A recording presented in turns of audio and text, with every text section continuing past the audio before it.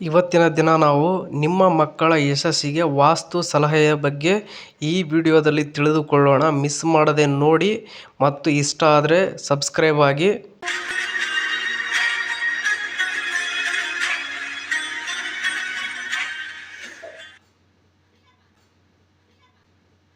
ಮಕ್ಕಳು ವಿದ್ಯಾಭ್ಯಾಸದಲ್ಲಿ ಉನ್ನತ ಮಟ್ಟವನ್ನು ತಲುಪಬೇಕು, ಉತ್ತಮ ಜ್ಞಾನವನ್ನು ಪಡೆಯಬೇಕು ಮತ್ತು ಸಮಾಜದಲ್ಲಿ ಸತ್ಪ್ರಜೆಗಳಾಗಿ ಬೆಳೆಯಬೇಕು ಎಂಬುದು ಪ್ರತಿಯೊಬ್ಬ ಪೋಷಕರ ಕನಸು.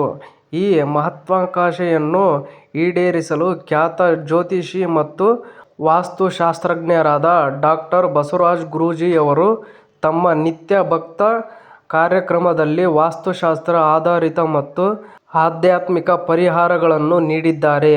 ಈ ಸಲಹೆಗಳು ಮಕ್ಕಳ ಏಕಾಗ್ರತೆ, ಜ್ಞಾನ ವೃದ್ಧಿ ಮತ್ತು ಮೆರಗು ನಿವಾರಣೆಗೆ ಸಹಕಾರಿಯಾಗಿದ್ದು ಅವರ ಭವಿಷ್ಯವನ್ನು ಉಜ್ವಲಗೊಳಿಸುತ್ತದೆ. ಇನ್ನು ನೆಕ್ಸ್ಟ್ ಪಾಯಿಂಟ್ ನಾವು ನೋಡುವುದಾದರೆ ಅಧ್ಯಯನ ಕೊಠಡಿಯ ವಾತಾವರಣದ ಮಹತ್ವ.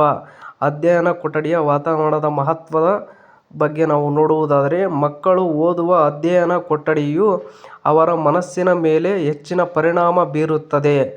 ಶಾಸ್ತ್ರೋಕ್ತವಾಗಿ ಮಕ್ಕಳ ಕೊಠಡಿಯಲ್ಲಿ ಒಂದು ಗ್ಲೋಬ್ ಇಡುವುದು ಅತ್ಯಂತ ಶುಭಕರ.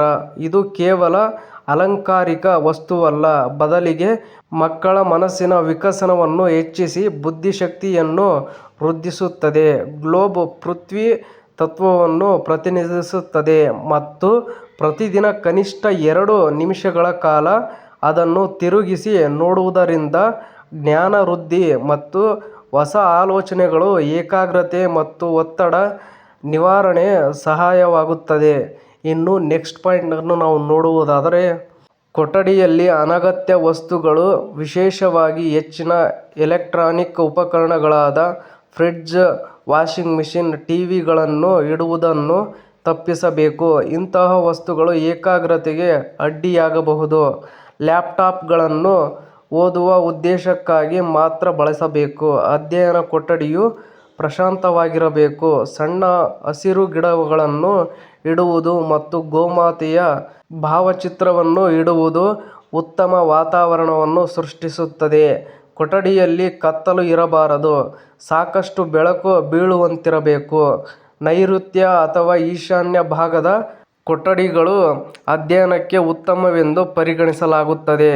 ಹೆಚ್ಚು ವಸ್ತುಗಳು ಇಲ್ಲದೆ ಕೊಠಡಿಯನ್ನು ಸ್ವಚ್ಛವಾಗಿ ಮತ್ತು ಅಚ್ಚುಕಟ್ಟಾಗಿ ಇಡುವುದು ಅಗತ್ಯವಾಗಿರುತ್ತದೆ. ಇನ್ನು ನೆಕ್ಸ್ಟ್ ಪಾಯಿಂಟ್ ನಾವು ನೋಡುವುದಾದರೆ, ಪೋಷಕರು ಅನುಸರಿಸಬೇಕಾದ ವಿಶೇಷ ತಂತ್ರದ ಬಗ್ಗೆ ನಾವು ನೋಡುವುದಾದರೆ, ಗುರೂಜಿಯವರು ಮಕ್ಕಳ ಜ್ಞಾನ ವೃದ್ಧಿಗಾಗಿ ಪೋಷಕರು ತಪ್ಪದೇ ಮಾಡಬೇಕಾದ ವಿಶೇಷ ತಂತ್ರಗಳನ್ನು ವಿವರಿಸಿದ್ದಾರೆ. ಪ್ರತಿ ಭಾನುವಾರ ಸಂಧ್ಯಾಕಾಲದಲ್ಲಿ ಗೋಧೂಳಿ ಮುಹೂರ್ತದಲ್ಲಿ, ಅಂದರೆ ಸುಮಾರು ಸಂಜೆ 6 ರಿಂದ 8:30 ನಡುವಿನ ಪೋಷಕರು ಶುದ್ಧ ಕುಡಿಯುವ ನೀರನ್ನು ಒಂದು ಗ್ಲಾಸ್ನಲ್ಲಿ ತೆಗೆದಿಟ್ಟುಕೊಳ್ಳಬೇಕು ಮತ್ತು ಫ್ರಿಜ್ನಲ್ಲಿಟ್ಟ ತಣ್ಣೀರು ಬೇಡ. ಗಂಡ ಮತ್ತು ಹೆಂಡತಿ ಅಥವಾ ಮಗುವಿನ ತಂದೆ-ತಾಯಿ ಪೂರ್ವಕ್ಕೆ ಅಭಿಮುಖವಾಗಿ ಕುಳಿತು ಗ್ಲಾಸ್ನ ಮೇಲೆ ತಮ್ಮಿಬ್ಬರ ಬಲಗೈಗಳನ್ನು ಇಡಬೇಕು. ನಂತರ ಕಣ್ಣು ಮುಚ್ಚಿಕೊಂಡು ಶ್ರದ್ಧಾಭಕ್ತಿಯಿಂದ ಕನಿಷ್ಠ 11 ಬಾರಿ ಅಥವಾ ಸಾಧ್ಯವಾದರೆ 21 ಬಾರಿ ಓಂ ಐಂ ವಾಣಿಯೇ ನಮಃ ಎಂಬ ಮಂತ್ರವನ್ನು ಪಠಿಸಬೇಕಾಗುತ್ತದೆ. ಇನ್ನು ನೆಕ್ಸ್ಟ್ ಪಾಯಿಂಟನ್ನು ನಾವು ನೋಡುವುದಾದರೆ, ಈ ಮಂತ್ರಿಸಿದ ನೀರು ಶಕ್ತಿ ಮತ್ತು ಜ್ಞಾನದಿಂದ ತುಂಬಿರುತ್ತದೆ. ಈ ನೀರನ್ನು ತೀರ್ಥದ ರೂಪದಲ್ಲಿ ಮಗುವಿಗೆ ಕುಡಿಯಲು ನೀಡಬೇಕು. ಇದು ಮಗುವಿನ ದೇಹವನ್ನು ಆವರಿಸಿ ಸಪ್ತ ಚಕ್ರಗಳನ್ನು ಜಾಗೃತಿಗೊಳಿಸಿ ಮತ್ತು ಜ್ಞಾನ ವೃದ್ಧಿ ಮತ್ತು ಸತ್ಪ್ರಜೆಗಳಾಗಲು ಸಹಾಯ ಮಾಡುತ್ತದೆ ಎಂದು ಗುರೂಜಿ ಹೇಳಿದ್ದಾರೆ. ಇನ್ನು ನೆಕ್ಸ್ಟ್ ಪಾಯಿಂಟ್ ನಾವು ನೋಡುವುದಾದರೆ, ನಕಾರಾತ್ಮಕ ಶಕ್ತಿ ನಿವಾರಣೆಯ ಬಗ್ಗೆ ನಾವು ನೋಡುವುದಾದರೆ, ಮಕ್ಕಳನ್ನು ಕಾಡುತ್ತಿರುವ ದೃಷ್ಟಿ ಅಥವಾ ನಕಾರಾತ್ಮಕ ಶಕ್ತಿಗಳನ್ನು ನಿವಾರಿಸಲು ಮತ್ತೊಂದು ಪರಿಹಾರವನ್ನು ನೀಡಲಾಗಿದೆ. ಹುಣ್ಣಿಮೆ, ಅಮಾವಾಸ್ಯೆ ಅಥವಾ ಭಾನುವಾರದಂದು ಸುಲಿದ ತೆಂಗಿನಕಾಯಿಯನ್ನು ಎಡಗೈಯಲ್ಲಿ ಹಿಡಿದು ಮಗುವಿನ ಸುತ್ತ 11 ಬಾರಿ ಅಪ್ರದಕ್ಷಿಣಾಕಾರವಾಗಿ, ಅಂದರೆ ಆಂಟಿ ಕ್ಲಾಕ್ವೈಸ್ ತಿರುಗಿಸಿ ನಂತರ ಅದನ್ನು ರಸ್ತೆಗೆ ಎಸೆಯಬೇಕು. ಇದು ಹಳೆಯ ದೃಷ್ಟಿದೋಷಗಳನ್ನು ತೆಗೆದುಹಾಕುತ್ತದೆ. ಇನ್ನು ನೆಕ್ಸ್ಟ್ ಪಾಯಿಂಟ್, ಈ ವಾಸ್ತು ಮತ್ತು ಆಧ್ಯಾತ್ಮಿಕ ಸಲಹೆಗಳನ್ನು ಪಾಲಿಸುವುದರಿಂದ ಮಕ್ಕಳು ವಿದ್ಯಾಭ್ಯಾಸದಲ್ಲಿ ಉತ್ತಮ ಪ್ರಗತಿ ಸಾಧಿಸುತ್ತಾರೆ ಮತ್ತು ಜ್ಞಾನವಂತರಾಗಿ ಸಮಾಜಕ್ಕೆ ಉಪಯುಕ್ತರಾದ ವ್ಯಕ್ತಿಗಳಾಗಿ ರೂಪುಗೊಳ್ಳುತ್ತಾರೆ ಎಂದು ಗುರೂಜಿ ಹೇಳಿದ್ದಾರೆ.